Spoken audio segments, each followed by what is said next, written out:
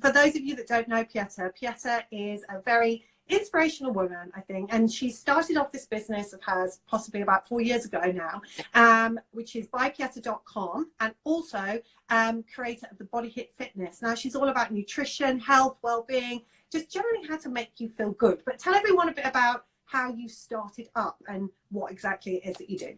Yes, great. So 4 years ago, I was on my own health journey. I used to be in TV and film for 22 years. You know, that was my passion. I still have a real love for media and creating video and being creative. But I was a mum for the second time, and I just was like not feeling good at all. I had lost my mojo.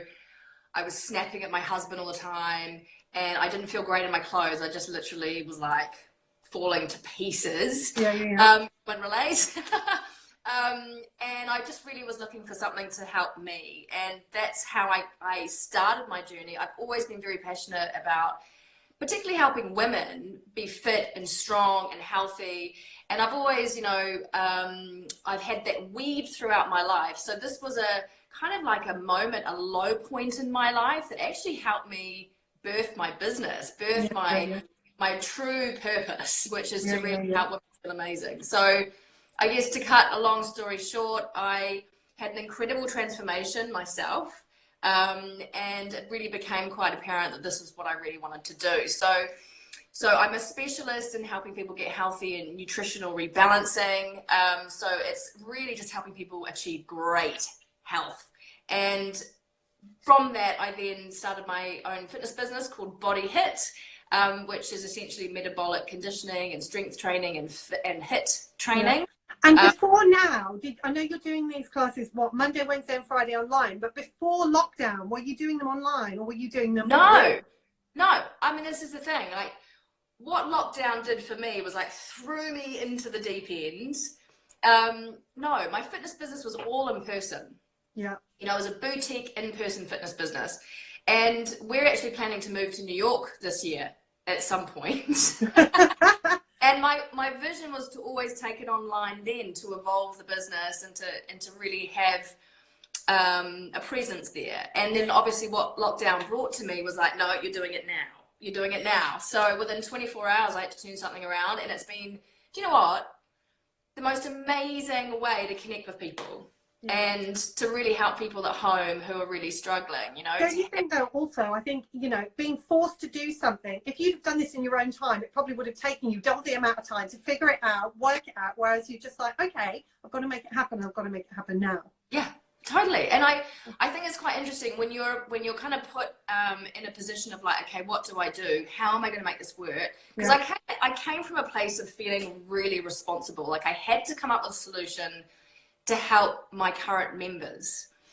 And so it was like, wow, this moment of where you all of a sudden just become this creative beast. And I'm so grateful for social media and technology that allows us to do this. Right? I know, definitely, 100%. I mean, the amount of brides we've had contact us, you know, brides that were getting married in a few weeks or in a month, and they've been doing all this prep, you know, eating the right things, exercising, and now they're like, oh, and now the fridge is just there, and we've just had Easter, and then now I'm not getting married for another 6 months. I don't know whether I can like maintain this diet or this, you know, how am I meant to exercise when I haven't got my personal trainer? And I just thought it'd be really great to have you to just inspire them a bit and just give them a few tips on, you know, what do we do when we're going to the fridge to head for that? I mean, I've had 3 Cadbury Supreme eggs today. In my mind, the sooner they're out the fridge, the sooner they're gone, kind of thing.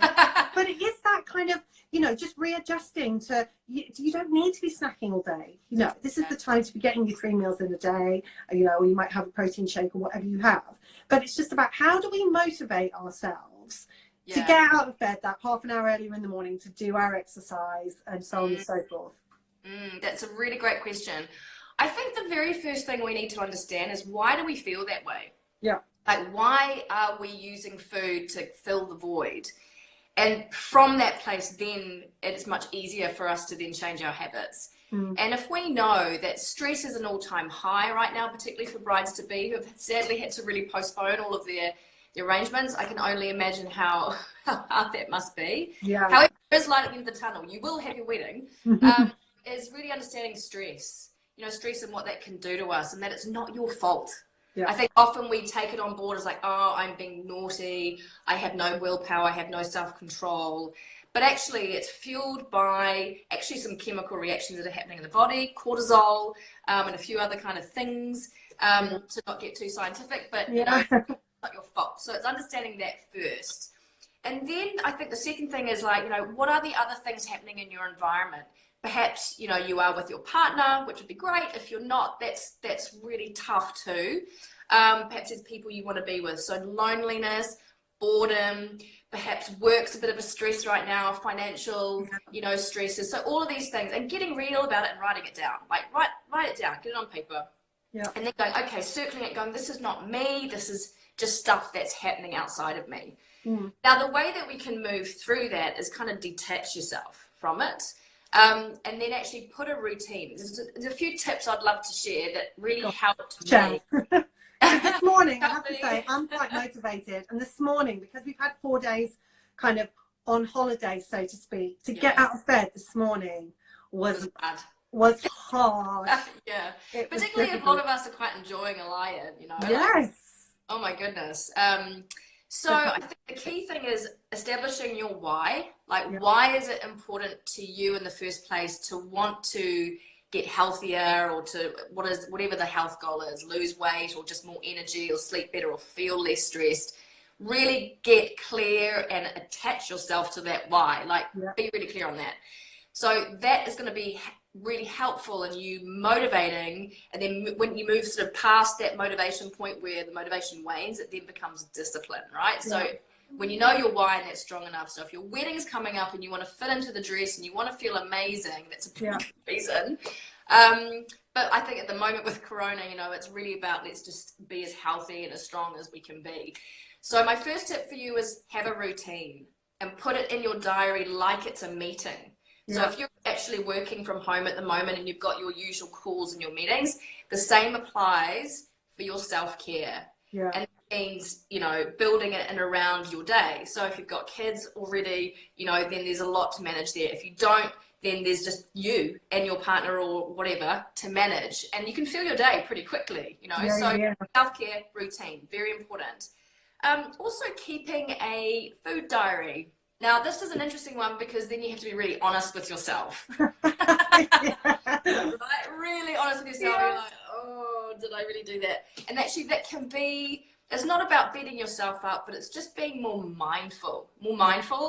And with that food diary, you can then identify triggers of what's causing you to then go to reach for the fridge. Is it boredom? Am I genuinely hungry? Is it emotional eating, which is, they're two very different things, right? Am I stress eating, or am I not eating enough? Because that can be also another symptom, you know, symptomatic stress. Another really good tip is, you know, not eating whilst you're multitasking, right? So if you're grabbing a snack whilst you're sitting at your desk, you know, at your home, or whatever it is that you're doing, stop it. And instead make your meals and your snack time purposeful.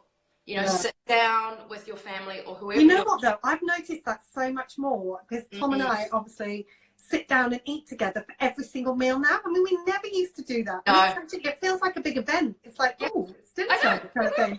I know, wine. I know. We're just like, oh, not again. I know. But like, it does make it more. You know I've had 3 cups of cream eggs today, but it's that I've been really surprised how much I haven't been snacking because we've been eating at regular times, and it's just felt like the right thing to do, kind of thing.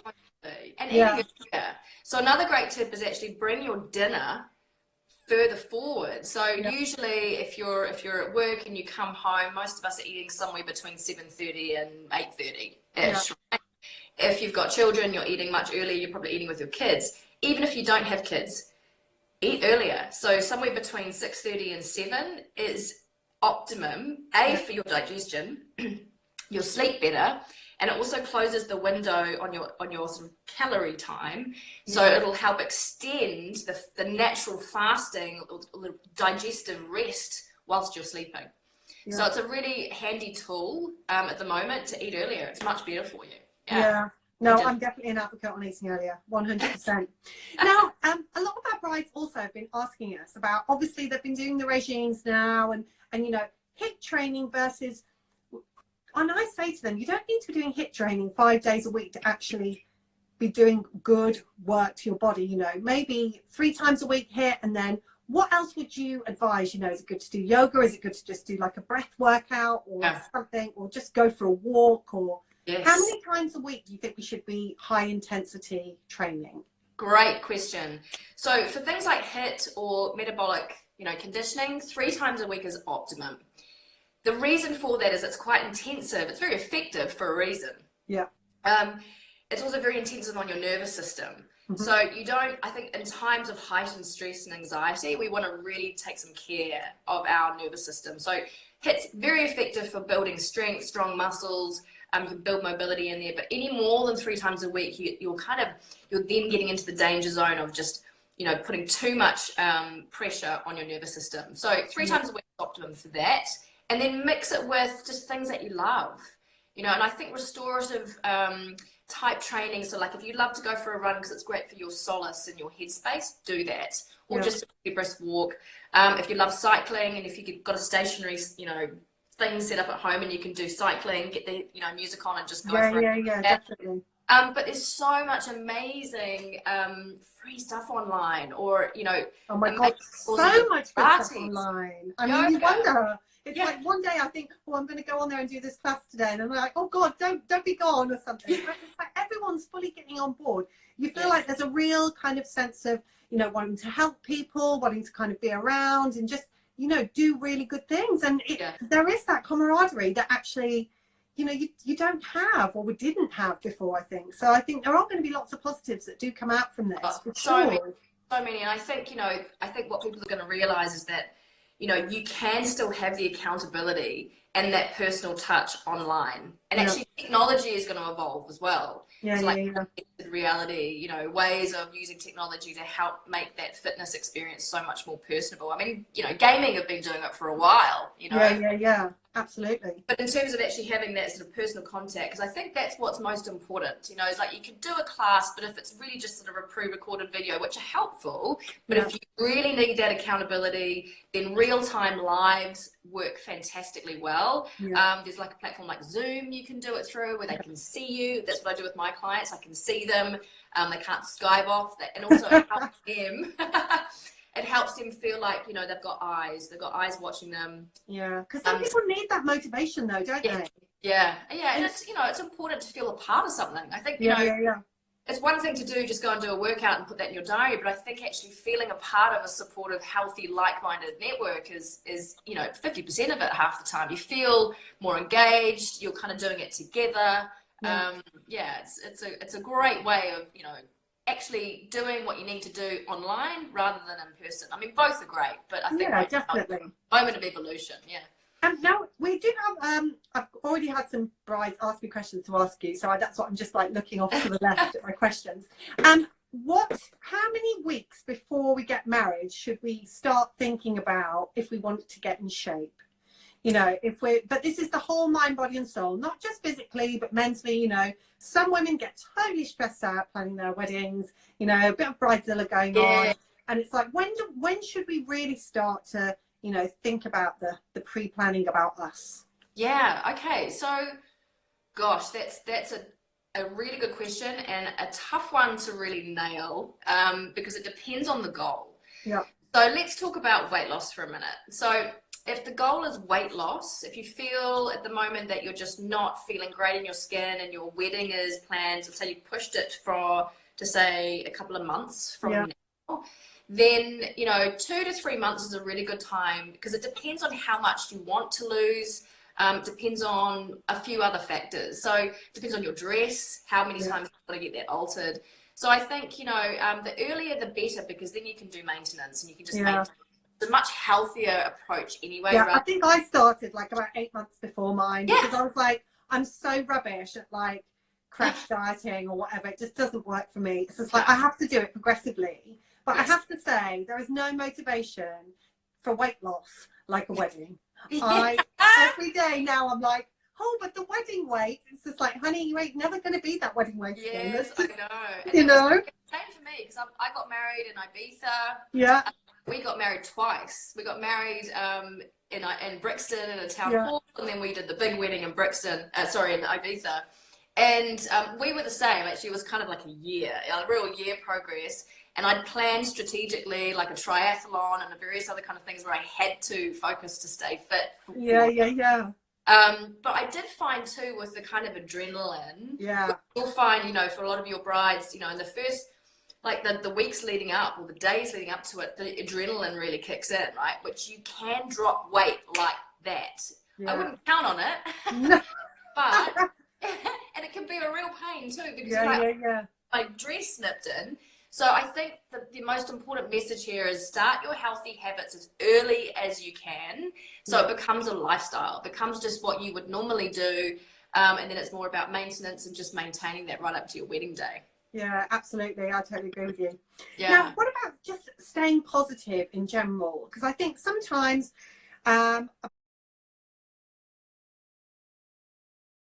brides and, you know, us as well, it's, you know, you've got a lot of people pecking ahead, you know, it might be work, it might be your children, it might be you're organising a wedding, and, you know, you've got family, you know, and so wants to invite 25 guests and you've only got 20 people you can invite, things like that. How do we stay positive, and how do we stay kind of on top of things and not kind of let the small things bother us? Yeah, great question. So I think, again, it comes down to managing your mind, self-care. So it's a bit like mind gym. So you exercise the body, you exercise the, you know, the physical muscles, to stay strong and fit. The same applies to your mindset, and also what you're telling yourself. Yeah. And I think, you know, at a time like this when we're all at home, it's important to really establish your support network. So I mean, when I was getting married, you know, I really had my kind of core people that I could lean on, that I could say, oh my God, this is happening and I need your help. So it's plugging in, communicating, and, you know, asking for help, actually asking for help.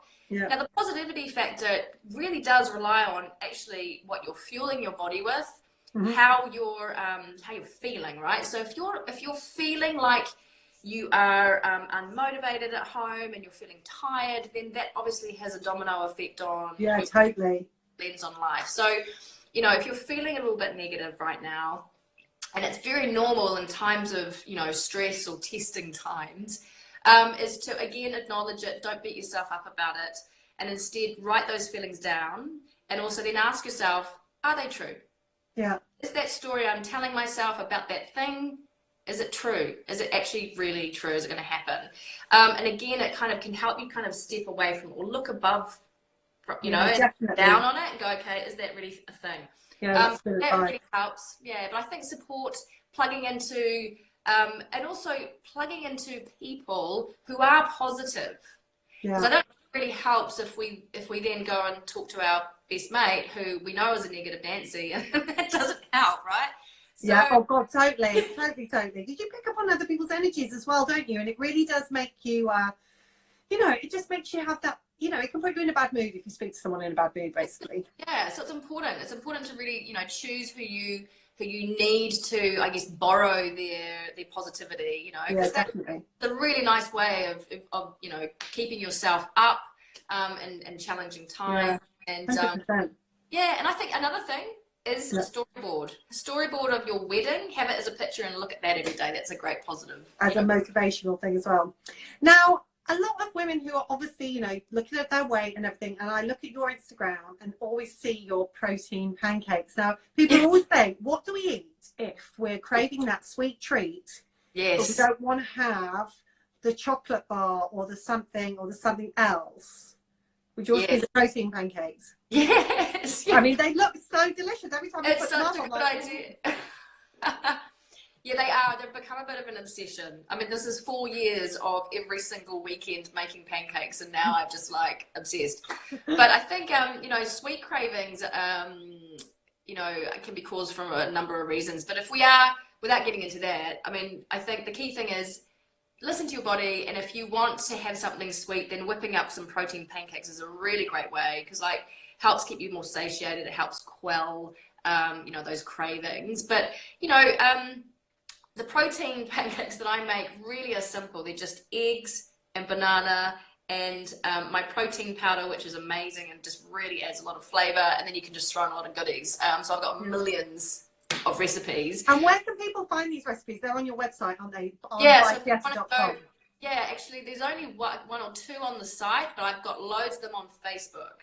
So if you go to facebook.com/bypieta, BYPIETA, just search pancakes and you'll find loads of them there, or just message me and I'll send them to you. I've actually got like a little document which I get asked all the time, so I can really. But it's such a thing with women, though. I mean, we have a sweet tooth like no one else, do they? I mean, guys don't really get that, do they? And you know, when you're exercising ferociously and trying to do everything else, and sometimes you just want that little guilty pleasure, don't you? Totally, and that's okay. So like dark chocolate, you know, like a really good quality dark chocolate is good.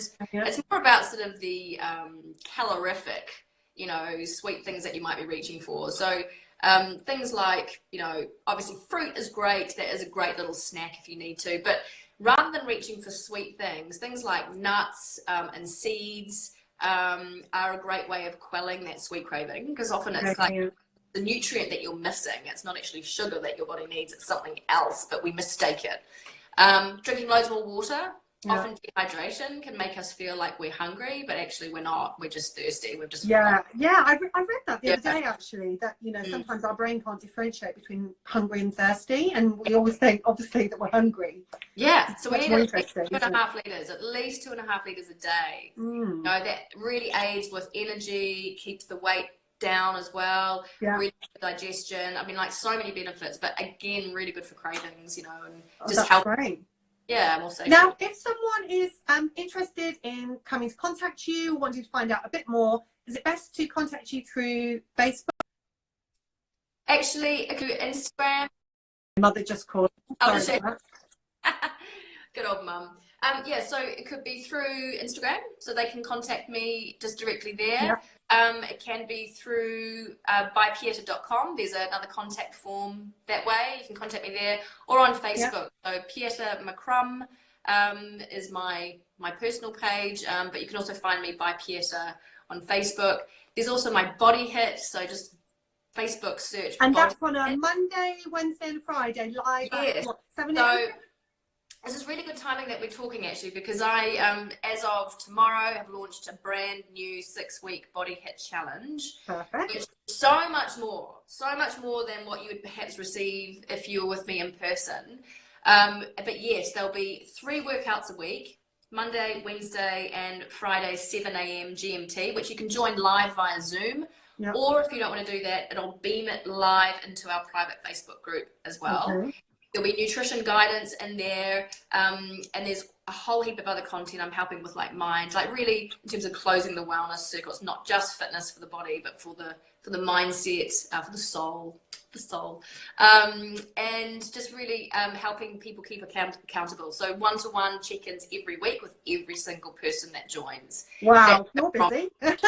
That's my promise, because I think it's important. Connection through this time, and it's just a quick little check-in. But it keeps people motivated as well, because I think sometimes, you know, we sign up for these fitness plans or anything, there's no one actually checking in on you. That's right. After the first week, you kind of like, oh, well, no one will know if I don't turn up, or no one will know if I don't do this. And then you kind of lose the momentum with it, don't you? So right. Yep. So I really want to be there to support people and make sure that they really get the best results, like they feel amazing. And normally, like I'm a bit bonkers doing this, but normally it's about 139 to do it for 6 weeks. And I really want to make it accessible for everyone. So I've just completely slashed it down to £10 a week for 6 weeks. Yeah, so £10 a week. You get the 3 workouts. You get me. So that weekly check-in, nutritional guidance will help you with the goal setting and really help you achieve some amazing results in 6 weeks. And the crew are awesome. So I've got a great BODYHIT member crew. So it's a really lovely, supportive, positive environment. Mostly women, in fact, 99.9% women. So yeah, I'm super passionate about helping women, and it starts tomorrow. So perfect timing. Oh, we've already got people here saying, I'm in. with little high fives in. It's great fun. Yeah, it's really good fun. I literally do the workouts from my living room to yours. You can beam me on your telly, on your TV. But it's good fun. They're really challenging but effective workouts that all levels can do. So I show variations, and you can just, you know, progressively improve over the 6 weeks. But you'll love it. Yeah. Well, it all sounds very motivational. You definitely packed me up today, I tell you. You definitely have. But Pieta, thank you so much for coming on. It's been absolutely fab talking to you, and really nice to see your face as well. You too, and thanks everyone for listening. Thank you for having me. I'm really grateful, and you know, everything that you're doing for all of the brides to be who are at home, just, you know, like, when are we gonna get married? Well, this is it. You know, with these talks, we're having different people, you know, from locations, hairdressers, fitness. Tomorrow we've got a tanning demo. You know, it's just little tips that we just want to keep people motivated. We want to keep people excited, because we just feel that brides at the moment might just be on that, just a bit, you know, a little bit deflated. You know, the thought of getting married, or, you know, and we know, having been married, it's just so exciting, isn't it? It's amazing. And I think, you know, there's one thing I'll say about waiting, is that when the big day comes, can you imagine the gratitude that brides are going to feel that day when it actually arrives? It'll be more so than ever before. So I really believe things happen for a reason. So there is a lot of positive spin on this as well. So absolutely, 100%, 100%. Well, thanks so much. It's so nice to see you. Pleasure. You too. Thanks for having me. See you guys.